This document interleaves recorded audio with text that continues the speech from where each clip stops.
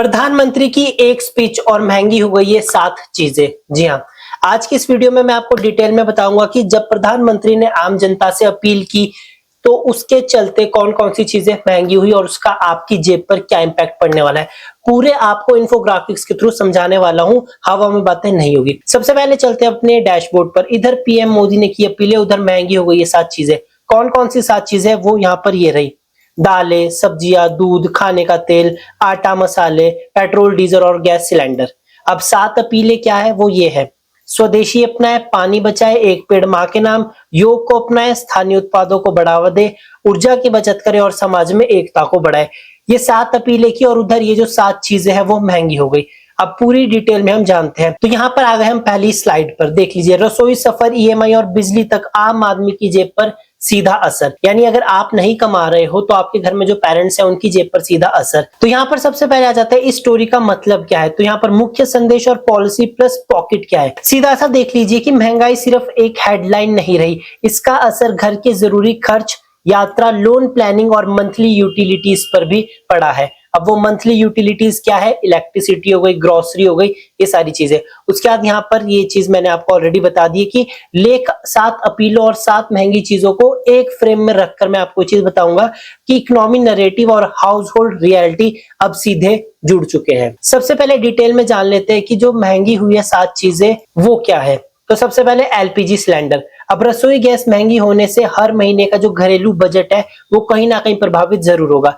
पहले अगर 1000 रुपए का आता था तो अब शायद बढ़ जाएगा, और कमर्शियल गैस सिलेंडर तो बढ़ भी चुके हैं। उसके बाद दूसरा यहाँ पर आ गया हवाई यात्रा, यानी जो बंदे फॉरेन ट्रैवल करते हैं। एयर टिकट कॉस्ट बढ़ने से ट्रैवल प्लानिंग और वेकेशन बजटिंग दोनों बहुत ज्यादा मुश्किल हो चुकी है। यानी समर वेकेशन पे अपने बच्चों के साथ जा रहे हैं तो वो अब कॉस्टली हो जाएगा। उसके बाद तीसरा, होटल में खाना खाना। बाहर खाने की बढ़ती कीमतें लाइफस्टाइल स्पेंडिंग को कम कंफर्टेबल बनाती है, और ये चीज मेरे साथ प्रैक्टिकल हो चुका है। मेरे घर के पास एक ढाबा है, जब मैं वहां पहले खाना खाता था तो वो 80 रुपए की डिनर की प्लेट देते थे, और कल जब मैं खाना खाने गया तो वो 100 रुपए हुए। और रीजन सिंपल सा, उन्होंने बताया कि जो गैस सिलेंडर वो महंगा हो गया है। तो इसका डायरेक्ट इंपैक्ट उन पर भी पड़ा और मुझ पर भी पड़ा, और ये चीज आप पर भी पड़ेगी। टैक्स और प्राइसिंग चेंजेस के कारण ये कैटेगरी पॉलिसी और कंज्यूमर कॉस्ट दोनों पे दिखाई देती है। यानी जिन बंदों को स्मोकिंग की लत है या आदत है उनकी जेब पर अब एक्स्ट्रा कॉस्ट पड़ने वाली है। उसके बाद ऑटोमोबाइल यानी गाड़ियां। अब यहाँ पर ध्यान से पढ़िए, गाड़ियों की बढ़ती लागत, यानी जो कॉस्ट बढ़ रही है कार की,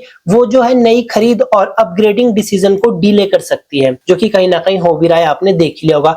ओल्ड स्टॉक ही नहीं निकल रहा है तो नया कहां से आएगा, और इसीलिए जो कंपनीज है वो भारी भरकम डिस्काउंट भी दे रही है।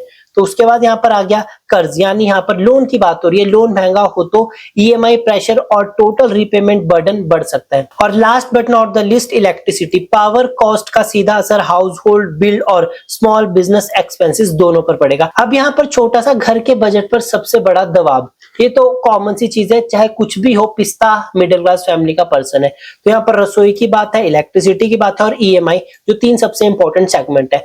अब एलपीजी और बाहर खाने की लागत में डेली लिविंग कॉस्ट तेजी से ऊपर बढ़ रही है, जो कि एग्जांपल मैंने आपको बता दिया प्रैक्टिकल। इलेक्ट्रिसिटी का भी मैंने आपको बता दिया, और ईएमआई। लोन कॉस्ट बढ़े तो इनकम का एक बड़ा हिस्सा रीपेमेंट में ही अटक जाता है।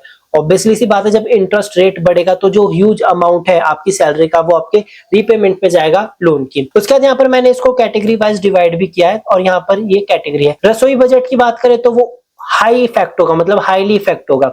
उसके बाद यात्रा खर्च, ये भी हाईली इफेक्ट होगा।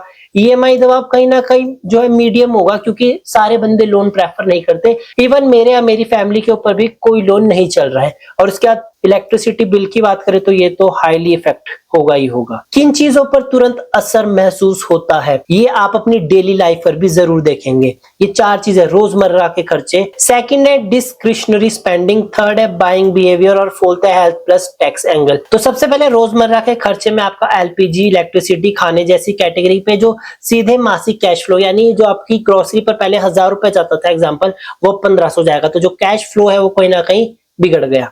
उसके बाद दूसरा यहाँ पर आ गया हवाई यात्रा, होटल, फूड और नई गाड़ियां जैसी परचेजेस आमतौर पर टलने लगती है, क्योंकि पारिवारिक जरूरतें, यानी जो आपकी प्रायोरिटीज है वो आपकी फैमिली हो जाती है। उसके बाद तीसरा बाइंग बिहेवियर की बात करें तो महंगाई बढ़ते ही कंज्यूमर चीप विकल्प चुनता है, डिले बाइंग होती है और लोअर फ्रीक्वेंसी स्पेंडिंग की तरफ शिफ्ट होता है। ये तो होता ही है। अगर मान लीजिए पहले आप कुकिंग ऑयल यूज करते थे, कोई भी एग्जांपल XYZ, वो आ रहा है 150 रुपए का, अब उसका प्राइस बढ़ के 180 हो गया, तो आप क्या करेंगे? आप 180 में नहीं शिफ्ट होंगे, बल्कि आप देखेंगे कि 150 में या उससे कम में अब आपको कौन सा बेस्ट ऑप्शन मिल रहा है। ये चीज वही हुई बाइंग बिहेवियर, यानी कंज्यूमर बाइंग बिहेवियर, इकोनॉमिक्स में एक कॉन्सेप्ट भी है। उसके बाद हेल्थ प्लस टैक्स एंगल की बात करें, सिगरेट जैसी चीजों में प्राइस इंक्रीज, टैक्स पॉलिसीज और जो पब्लिक हेल्थ है, तीनों नैरेटिव का हिस्सा बन जाता है। तो यहाँ पर इन चीजों पर डायरेक्ट इंपैक्ट पड़ेगा, जो कि 4 मेन है। यानी सीधी सी बात इसकी यहाँ पर ये है कि जब जो हमारी डेली बेसिस की नीड्स होती है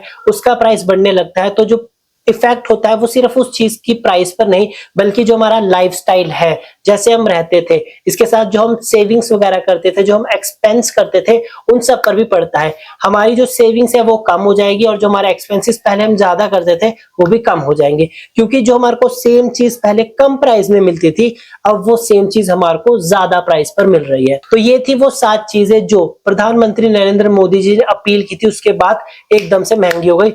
और पेट्रोल तो जो है वो 3 से 4 रुपए ऑलरेडी महंगा हो चुका है। हमारे हिमाचल में 97 पेट्रोल पहुंच चुका है। अब आप कौन से स्टेट से ये वीडियो देख रहे हो और कमेंट करके बताइए कि आपके स्टेट में पेट्रोल के क्या प्राइस है। और इसी तरह का जेन्युइन कंटेंट देखने के लिए फैक्ट्स मीडिया को जरूर सब्सक्राइब करें, क्योंकि यहाँ पर बात हमेशा फैक्ट्स पर होती है, हवा पे नहीं। मिलते हैं अगली वीडियो में, तब तक के लिए थैंक यू।